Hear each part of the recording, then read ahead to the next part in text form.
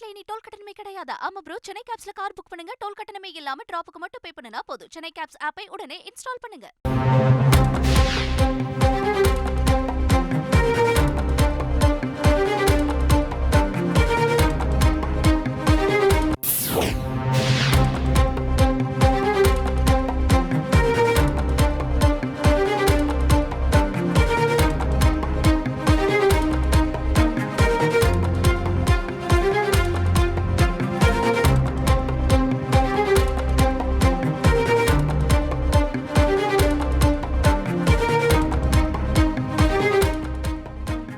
அண்மை செய்தி. கர்நாடக முன்னாள் முதலமைச்சர் குமாரசாமி மாண்டியா தொகுதியில் போட்டியிடுகிறார். மாண்டியா தொகுதி பாஜக கூட்டணியில் உள்ள மதச்சார்பற்ற ஜனதாதள கட்சிக்கு ஒதுக்கப்படும் என அறிவிக்கப்பட்டிருக்கிறது.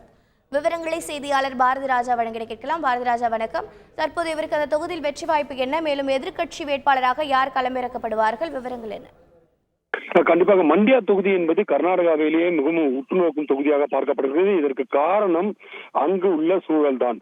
அங்கு ஒக்கலிகர்களின் கோட்டையாக கருதப்படும் அந்த தொகுதியில் எப்போதுமே காங்கிரஸ் மற்றும் மதசார்பற்ற ஜனதாதள கட்சி இடையே தான் போட்டியிருந்து வந்தது.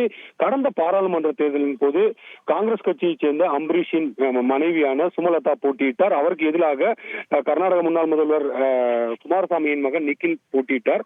அதில் சுயேட்சையாக போட்டியிட்ட சுமலதா அவர்கள் வெற்றி பெற்றிருந்தார் என்பது குறிப்பிடத்தக்கது. இந்த நிலையில் மீண்டும் இந்த முறை அந்த தொகுதி தங்களுக்கு வேண்டும் என்று சுமலதா தரப்பிலும் கேட்கப்பட்டது பாஜகவில், அதே போல குமாரசாமி தரப்பும் கேட்பட்டது. ஆனால் கூட்டணி உடன்படிக்கை அடிப்படையில் அந்த தொகுதியை மதசார்பற்ற ஜனதாதள கட்சிக்கு பாஜக ஒதுக்கியது.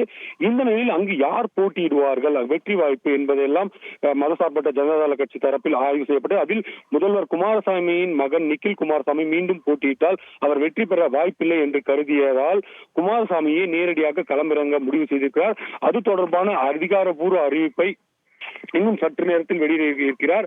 நேரடியாக தானே களத்தில் இருந்து தற்போது எம்எல்ஏவாக இருக்கிறார் குமாரசாமி அவர்கள். அவரே நேரடியாக தற்போது அந்த தொகுதியில் களமிறங்க இருக்கிறார்.